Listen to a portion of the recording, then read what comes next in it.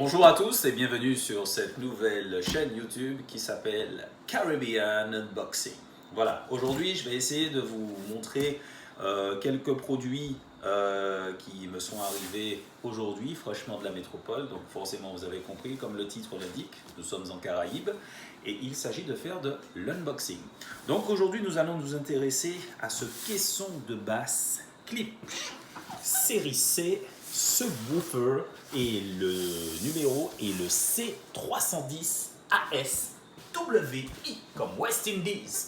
Ok, donc sans plus tarder, avec ce caisson, on va pouvoir également observer ce petit boîtier qui permettra de brancher ce caisson sans fil aux autres appareils du caisson. Voilà, alors sans plus attendre, on va se munir du petit couteau arc-en-ciel et nous allons faire de l'unboxing de ce petit caisson. Voilà, alors pour ceux qui se demandent comment ça voyage, sachez simplement que le carton est d'extrême robustesse, donc c'est très intéressant si on doit le faire voyager. Il est très solide, il n'a pas pris un pet et voilà. Ok, alors on ouvre un petit peu, voir ce qui se passe. Voilà, hein, vous pouvez le voir, super, ça n'a rien changé. Alors, qu'est-ce qu'on trouve déjà? On trouve déjà à l'intérieur la petite notice, voilà, hein, Klipsch, hein, série C. Alors, le petit user manual, donc ce qui va nous permettre un petit peu de savoir ce qu'il y a dedans. Hein. Je vous fais un rapide coup d'œil hein, pour voir. Donc, forcément, hein, un petit peu toutes les connectiques. Hein, je vous passe, mais en tout cas, toutes les fiches techniques, comment arriver à brancher. C'est en plusieurs langues, donc vous trouverez votre bonheur ici, en anglais, en français, en espagnol, portugais. Donc voilà, hein, on trouve ça ici, je mets ça de côté. On trouve également de quoi relier directement le caisson sur une prise américaine, d'accord.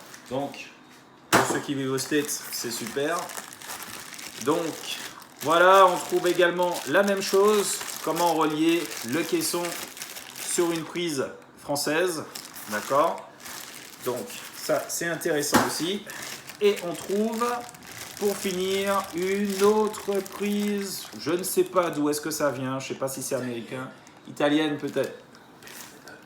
Ah oui d'accord, donc on vient de me dire que c'était anglais, ça c'est américain et puis l'autre italien et français. Voilà. Donc on va retirer gentiment, c'est pas grave, le polystyrène et on va retirer le petit caisson. Hop. Ok, est-ce que Patrick tu peux m'aider? Super. Le Burning Viper est toujours opérationnel. Voilà. Je raccroche ma montre hein, parce que petit souci du direct. Voilà, alors comme vous voyez, il y a une petite chemise de propreté, hein, donc le tissu est assez robuste, donc je pense que c'est pour éviter les égratignures et pour permettre un meilleur transport.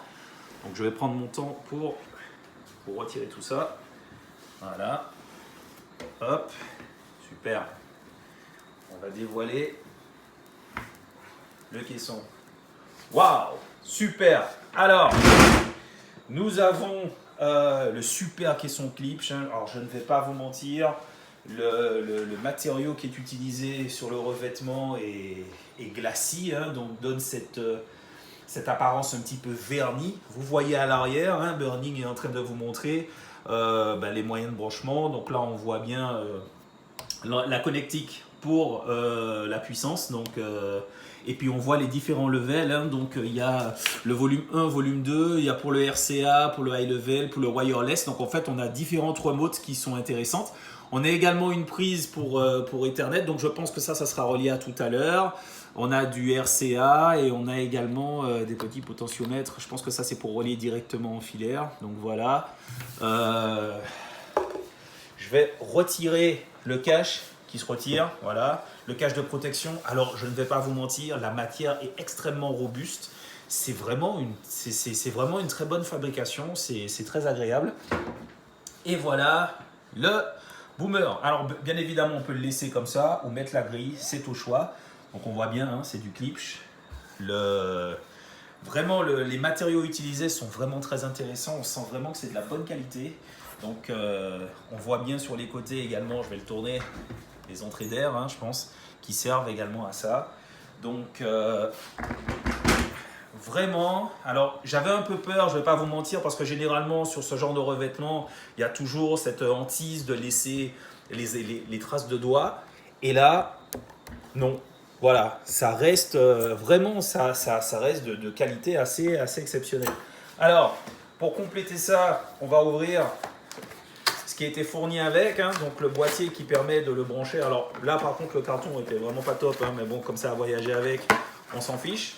Donc on trouve encore les différentes notices, hein, on les balance sur le côté. On trouve ici un petit boîtier qui, à mon avis, contient, voilà, hein, le transformateur avec les différentes adaptations pour les prises européennes, donc anglaises, italiennes et françaises. Donc ça s'adapte. Donc ça, c'est une bonne nouvelle, hein, comme ça nous évite d'en avoir trop. Et puis le petit boîtier, je me débarrasse du carton. Le petit boîtier qui sera relié au caisson, permettant de véhiculer le son sans fil. Voilà. Alors j'espère que ce petit unboxing vous aura plu. Hein, donc encore une fois, il s'agit d'un caisson de basse Klipsch. Donc je remets la grille, hein, pour que vous ayez un petit aperçu de l'appareil. Vous voyez, hein, il y a des espèces de petits pistons en fer qui rentrent à l'intérieur de ces petits trous qui permettent d'installer. Ça se fait très facilement, c'est très instinctif, on ne force pas du tout. Voilà, caisson Klipsch de la série C310 AS WI.